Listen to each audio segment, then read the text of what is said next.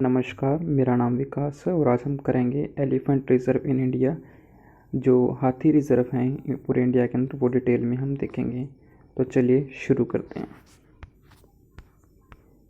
अगर बात करें हम हाथी की, तो दो तरह के हाथी होते हैं मेनली। एक होता है एशियाई हाथी होता है और एक होता है अफ्रीकी हाथी। ठीक है, एशियाई हाथी की बात करें तो इंडिया के अंदर जो मेनली जो एशियाई हाथी जो होते हैं वो कम वज़नदार होते हैं एज़ कम्पेयर अफ्रीकी हाथी से।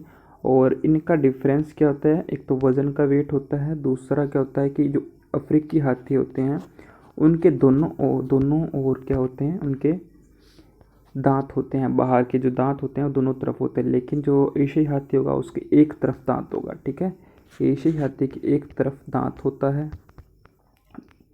और जो अफ्रीकी हाथी की तरफ दोनों तरफ दांत होते हैं। ठीक है, और वज़न में ये कमज़ोर होते हैं, कम वज़न होते हैं इनका अफ्रीकी हाथी के कंपैरिजन में। ठीक है, दूसरा हम बात करते हैं फिर एशियाई हाथी के नामांकन के बारे में। तो एशियाई हाथी का जो नामांकन है उसको एलिफस मैक्सिमम के नाम से जाना जाता है। एलिफस मैक्सिमम के नाम से जाना जाता है।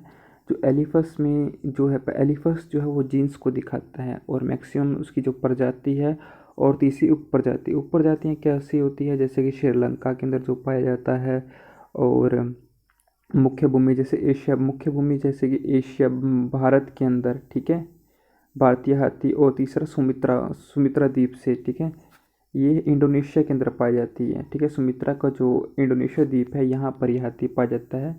तो तीन प्रजातियाँ कौन कौन सी हैं, श्रीलंका वाली, ठीक है, भारतीय हाथी, और एक इंडोनेशिया की सुमात्रा द्वीप से जो हाथी पाया जाता है। ठीक है, अब हम बात करते हैं भारत सरकार के, अब हाथी के बारे में बात करते हैं। तो हाथी की जो है, भारत सरकार ने 2010 में हाथी को जो राष्ट्रीय धरोहर घोषित कर दिया गया है। ठीक है, इससे पहले 1992 के अंदर क्या होता है कि एक हाथी हाथी संरक्षण अधिनियम लाया जाता है। हाथी को एक संरक्षण अधिनियम की उसमें लेकर आया जाता है। ठीक है, तो इसके अंदर क्या होता है कि हाथी को जो है अनुसूची वन के अंदर रखा जाता है। अनुसूची वन के अंदर उन जानवरों को रखा जाता है जिसका कोई शिकार नहीं कर सकता, और उसको एक पूरी तरह से प्रोटेक्शन प्रदान की जाती है। ठीक है, लेकिन जो अनुसूची 5 के अंदर आते हैं उनको वर्मीन कहा जाता है, जिनको मारा जा सकता है, लेकिन हाथियों को मारा नहीं जा सकता। ठीक है, भारतीय हाथी को वन्य जीवन संरक्षण अधिनियम 1972 की सूची वन में रखा गया है। ठीक है, ये था हमारा हाथी के बारे में। हाथी दिवस के बारे में बात करें तो हाथी का जो हाथी दिवस है वो कब बनाया जाता है, तो हाथी दिवस 12 अगस्त को बनाया जाता है। ठीक है, हाथियों के प्रति जागरूकता लाने के लिए हाथी दिवस बनाया जाता है 12 अगस्त को। ठीक है, हाथियों की सुरक्षा के लिए जो हाथी जो पुनर्वास केंद्र है या हाथी रिजर्व जो है वो 1992 में शुरुआत होती है, 12 अगस्त 1992 के अंदर। ठीक है, अगर बात करें सबसे ज़्यादा हाथी पाए कहाँ जाते हैं, तो सबसे ज़्यादा हाथी जो पाए जाते हैं वो पाए जाते हैं कर्नाटक के अंदर। ठीक है, सबसे ज़्यादा हाथी पाए जाते हैं कर्नाटक में। ठीक है, उसके बाद असम में, उसके बाद आते हैं हमारे केरला के अंदर। ठीक है, केरला के अंदर सबसे ज़्यादा हाथी पाए जाते हैं। और टोटल पूरे भारत के अंदर जो हाथी हैं वो 29,000 के करीब हाथी हैं। 29,964 के करीब हाथी हैं, जो कि 2017 की जो जनगणना हुई थी उस हिसाब से। ठीक है, अब बात करते हैं कि वो जो राष्ट्रीय पशु भी है हाथी, किन किन का राज्य पशु है। राज्य पशु अगर बात करें तो झारखंड। हाथी राज्य पशु किसका है, राज्य पशु जो है हाथी झारखंड का है, झारखंड का है, केरला का है और कर्नाटक का है। ठीक है, कर्नाटक का है ये। ठीक है, तो ये थी हाथी के बारे में। हाथी परियोजना मैंने आपको बताया कि हाथी परियोजना 1992 में शुरुआत हुई थी इसकी, 12 अगस्त 1992 से। और इसलिए राष्ट्रीय हाथी दिवस जो है वो कब बनाया जाता है, 12 अगस्त को बनाया जाता है। ठीक है, ये इम्पोर्टेंट पॉइंट थे। अब हम देखते हैं हाथी रिजर्व। सबसे पहले बात आती है असम की। असम के अंदर जो हो सबसे दूसरे नंबर के सबसे ज़्यादा हाथी पाए जाते हैं। ठीक है, फर्स्ट नंबर पर है दिंग पटगई एलिफेंट रिजर्व। दिंग पटगई जो हाथी अभ्यारण्य है, ये धिंग जो जिला है असम का, वहाँ पाया जाता है। वहाँ का रिजर्व एलिफेंट रिजर्व है। धिंग के नाम से धिंग एक्सप्रेस भी है, जिसको हमारी जो हमारी जो एक रेसर हैं, रनर हैं, उनको उनके नाम से भी उनको भी धिंग एक्सप्रेस के नाम से जाना जाता है, ठीक है। आगे दूसरा नाम आता है Sonitpur elephant reserve. Sonipat elephant reserve जो है ये सोनीपत जिले के अंदर है, ठीक है। नेक्स्ट आता है हमारा कांजीरंगा कार्बी एंगलोंग एलिफेंट रिजर्व। जो कांजीरंगा एलिफेंट रिजर्व है ये मिश्रित धरोहर है, ठीक है, यूनेस्को की एक मिश्रित धरोहर है। इसके ये टाइगर रिजर्व भी है यहाँ पर, ठीक है, यहाँ पर टाइगर रिजर्व भी है और यहाँ पर एलिफेंट रिजर्व भी है, ठीक है, कांजीरंगा के अंदर। और ये यूनेस्को की सांस्कृतिक और जो धरोहर भी इसको कहा जाता है कांचीरंगा को, ठीक है। आगे है धनसरी लुगडंगी हाथी रिजर्व। धनसरी लुगडंगी हाथी रिजर्व भी क्या है, असम के अंदर पाया जाता है। तीसरे नंबर पर Chirang Ripu elephant reserve. Chirang Ripu elephant reserve ये है, ठीक है। ये 5 रिजर्व थे, ठीक है। आगे आता है वेस्ट बंगाल के अंदर जो टाइगर रिजर्व हैं, म्यूर झरना टेलीग्राम एलिफेंट रिजर्व है, ईस्टर्न डोर एलिफेंट रिजर्व है, ठीक है। म्यूर झरना को हम कैसे याद करेंगे, म्यूर झरना एलिफेंट रिजर्व और ईस्टर्न, तो जो पश्चिम बंगाल हाँ भारत के इस साइड में पड़ता है, पूर्वी साइड में पड़ता है, ठीक है। तो इससे याद हो जाएगा ईस्टर्न रिजर्व म्यूर झरना, ठीक है। म्यूर झरना एलिफेंट रिजर्व है और वेस्ट बंगाल के अंदर 2 ही हमारे अपना एलिफेंट रिजर्व हैं, ठीक है। नेक्स्ट है तमिलनाडु के अंदर बात करें तो श्रीविल्लीपुत्र एलिफेंट रिजर्व है। श्रीविल्लीपुत्र एलिफेंट रिजर्व है। कोयम्बटूर एलिफेंट रिजर्व है। अन्नामिलाई एलिफेंट रिजर्व और नीलगिरी एलिफेंट रिजर्व है, ठीक है। नीलगिरी एलिफेंट रिजर्व, जो नीलगिरी की जो पहाड़ियाँ हैं वो तमिलनाडु के अंदर वहाँ पर है। अन्नामिलाई की पहाड़ियाँ भी तमिलनाडु में है। कोयम्बटूर रिजर्व है और श्रीविल्लीपुर एलिफेंट रिजर्व भी तमिलनाडु के अंदर है, ठीक है। आगे बात करें केरला की, तो केरला के अंदर जो एलिफेंट रिजर्व है अन्नामुडी एलिफेंट रिजर्व है, जो कि अन्नामुडी की जो पहाड़ियाँ हैं वहाँ पर ये है। और ये अन्नामुडी की जो एलिफेंट रिजर्व है और या अन्नामुडी की जो पहाड़ियाँ हैं वो दक्षिण की सबसे ऊंची पहाड़ियों में इनका नाम आता है, अन्नामुडी की पहाड़ी का, ठीक है, ठीक है। आगे नेक्स्ट नंबर पर आता है Periyar elephant reserve. Periyar elephant reserve जो पेरियार के नाम से बनाया गया है। जो अगर पेरियार के से रिलेटेड कोई भी अगर चीज़ आती है तो मैक्सिमम होगा वो केरला के अंदर ही होगा, चाहे पेरियार रिवर का बात है, ठीक है। तो पेरियार एलिफेंट रिजर्व कहाँ पर है, वो है केरला के अंदर। आगे आता है Wayanad elephant reserve. Wayanad elephant reserve जो है केरला के अंदर। वायनाड जो है, वायनाड एक ज़िला है जहाँ से राहुल गांधी जो हैं सांसद भी चुनकर आए हैं अब की बार, ठीक है। तो नीलांबर एलिफेंट रिजर्व भी क्या है, केरला के अंदर है, ठीक है। तो ये 4 जो है एलिफेंट रिजर्व थे केरला के अंदर।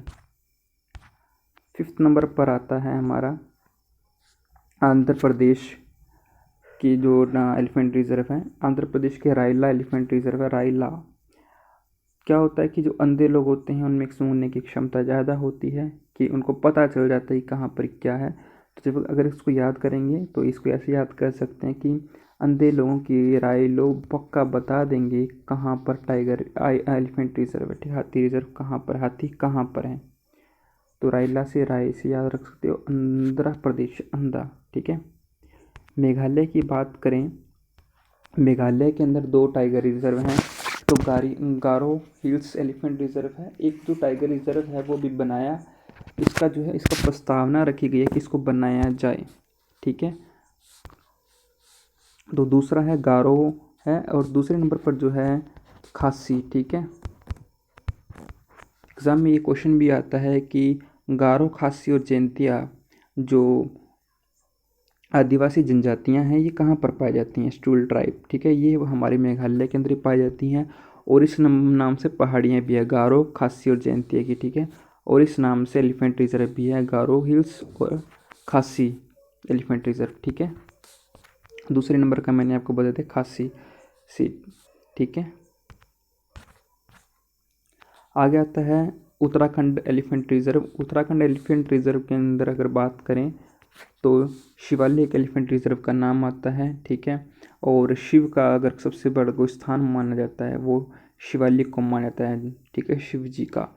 तो जो केदारनाथ है वो भी कहाँ पर है, वो भी हमारे उत्तराखंड में है, ठीक है। तो शिवालिक शिव से याद कर लेंगे हम उत्तराखंड, तो शिवालिक हमारा कहाँ पर होता है, तो शिवालिक हमारा जो एलिफेंट रिजर्व है वो हमारा उत्तराखंड के अंदर है, ठीक है। फिर आता है Uttar Pradesh elephant reserve. Uttar Pradesh elephant reserve कहाँ पर है, उत्तर प्रदेश एलिफेंट रिजर्व उत्तर प्रदेश के अंदर ही है, ठीक है।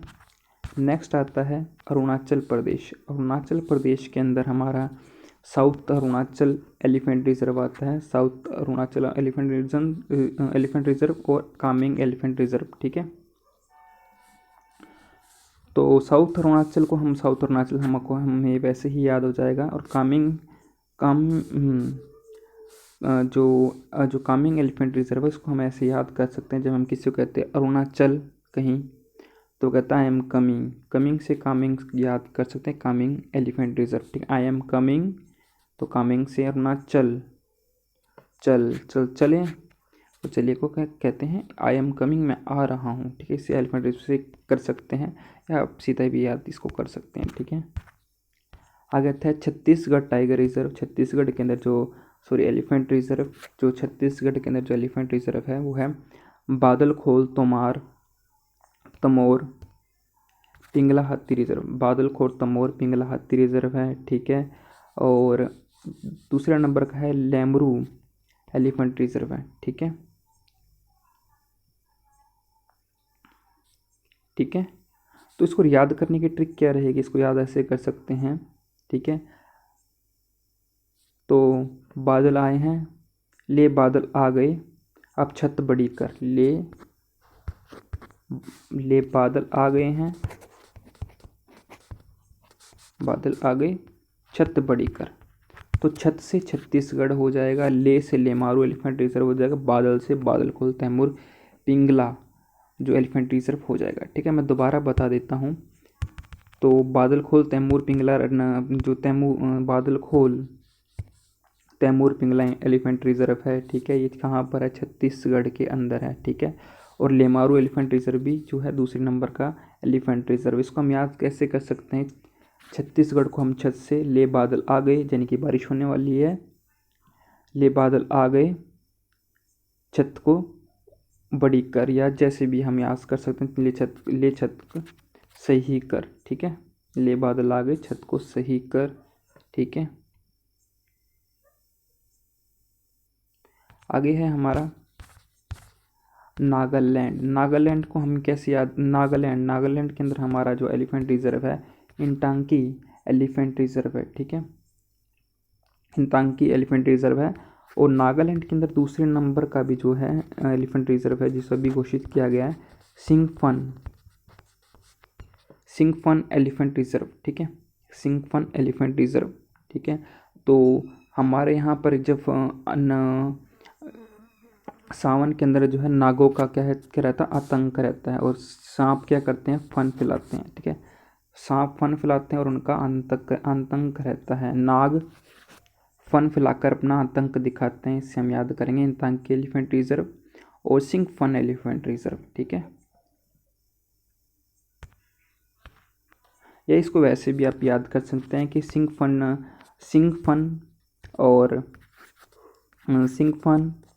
और इंतांकी एलिफेंट रिजर्व जो कहाँ पर है, ये है हमारे नागालैंड के अंदर है, ठीक है। आगे आता है झारखंड। झारखंड के अंदर हमारा एलिफेंट रिजर्व जो है सिर्फ हमारे एक ही जो है एलिफेंट रिजर्व है, सिंहभूम एलिफेंट रिजर्व, ठीक है। ये एलिफेंट जो है यहाँ का राज्य पशु भी है, राज्य पशु है झारखंड का। और यहाँ पर सिर्फ एक ही सिंहभूम एलिफेंट रिजर्व ही है, ठीक है। आगे आता है उड़ीसा के बारे में। उड़ीसा के अंदर हमारे पांच एलिफेंट रिजर्व है, मयूरभंज एलिफेंट रिजर्व है, ठीक है, महानदी एलिफेंट रिजर्व है, और संबलपुर एलिफेंट रिजर्व है, और Baitarani elephant reserve, south Orissa elephant reserve है, ठीक है।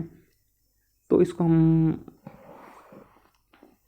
हम इसको याद कैसे कर सकते हैं, इसको हम मामा से याद कर सकते हैं, मामा।